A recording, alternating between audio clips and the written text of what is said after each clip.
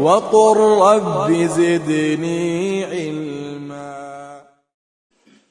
Vous connaissez l'histoire de Abu Huraira avec Shaitan. Vous la connaissez son histoire? Pour celui-là qui ne la connaît pas, je vais le dire. Le prophète sallallahu alayhi wa sallam, vous connaissez Abu Huraira? Qui ne connaît pas Abu Huraira parmi vous? Aïwa. Abu Huraira, c'est un compagnon du prophète sallallahu alayhi wa sallam. C'est le compagnon qu'a rapporté, écrivez ceux qui ne connaissent pas Ibrahim. Abu Huraira, c'est un compagnon du prophète sallallahu alayhi wa sallam. C'est le compagnon qui a rapporté le plus de hadith parmi tous les compagnons. C'est le compagnon qui a rapporté le plus de hadith au monde. C'est Abu Huraira. Alors qu'il a vécu 4 ans avec le prophète. 4 ans. Après, le prophète, il a fait une dua aussi. Il a fait une dua, comme quoi tout ce qu'il entend, il n'oublie plus. Tout ce qu'il entendait, il n'oubliait plus. C'est fini. Le prophète, il a fait cette dua. Abu Huraira, je dis, c'est un compagnon du prophète. Il vient du Yémen, c'est un Yéménite. Il vient du Yémen et il a vécu 4 ans avec le prophète sallallahu alayhi wa sallam et c'est lui qui a rapporté le plus de hadith au monde. Jusqu'à là, c'est clair? Et Abu Huraira, c'est pas son nom. C'est le prophète qui l'a surnommé parce qu'il aimait bien les chats. Hir, en arabe, ça veut dire chat, chaton. Et tellement il aimait les chats, le prophète, il l'a surnommé le père des chats. Abu Huraira. Sinon, son vrai nom, c'est Abdurrahman. Son vrai nom, il y a divergence par rapport à son nom. Mais la parole dont les savants, la majorité, ils ont dit, c'est Abdurrahman ibn Sakhr. C'est ça son nom. Abu Huraira, c'est sa kunya. Vous avez compris ça? Abu Huraira, c'est sa kunya. Donc, c'est lui qui a rapporté le plus de hadith. Et là, ce Abu Huraira en question, le prophète sallallahu alayhi wa sallam, il lui a ordonné de garder le zakat al-fitr. Zakat al-fitr, c'est la zakat qu'on donne à la fin du ramadan. Vous connaissez? À la fin du ramadan, chaque personne, tu dois donner 2,5 kg de couscous ou de riz ou de ce que tu veux, pour toi et ta famille. C'est ça qu'on appelle zakat al-fitr, la zakat qu'on donne à la fin du ramadan.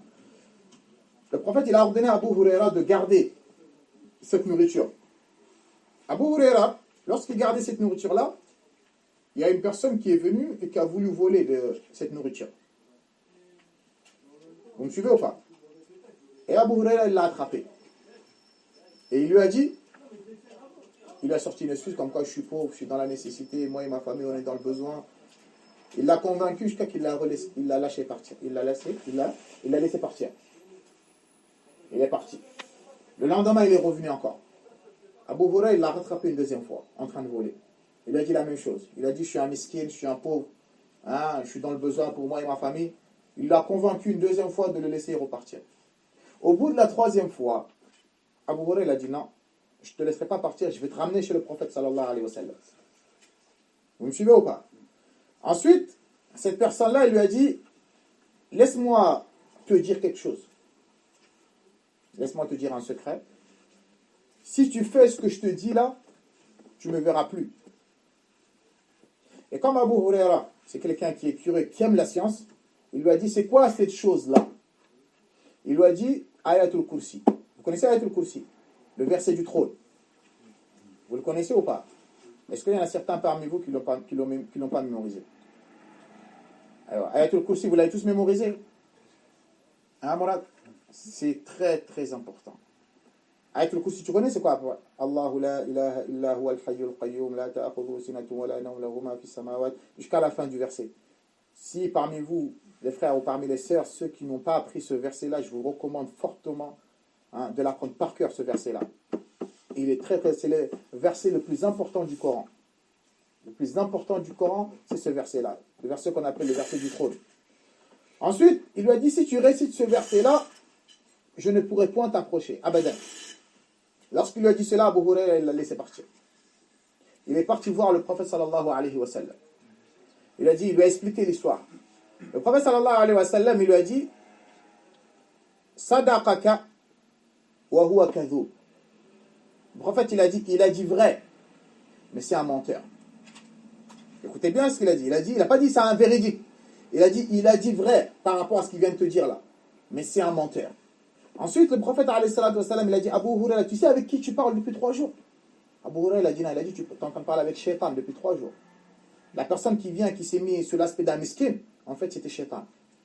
C'était Iblis. Est-ce que vous avez compris? Et Iblis, c'est notre ennemi ou pas? On le déteste ou pas? Mais lorsqu'il a dit cette vérité-là, il a dit une vérité ou il n'a pas dit une vérité? Et le prophète, il a confirmé cette vérité-là, malgré qu'Iblis, c'est un ennemi à nous. C'est pour confirmer la parole d'Ibn al-Qayyim, là. Quand on te rapporte une vérité, même si c'est quelqu'un que tu détestes, accepte la vérité qui te dit.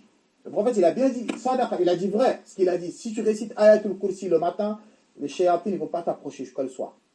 Si tu le récites le soir, les shayatines ne vont pas t'approcher jusqu'à le matin. C'est un verset très très important.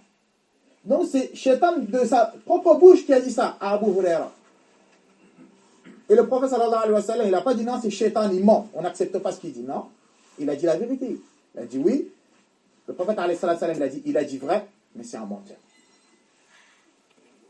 Est-ce que vous avez compris ça? Ça c'est important. Donc l'être humain, tu dois toujours mettre la vérité devant.